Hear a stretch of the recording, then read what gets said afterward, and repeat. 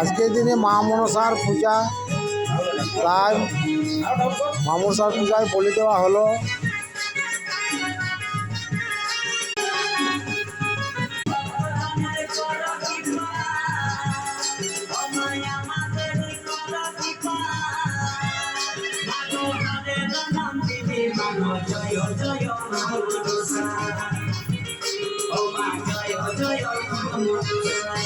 রক্ত টিকা লিখে না চলে আমি জানিব।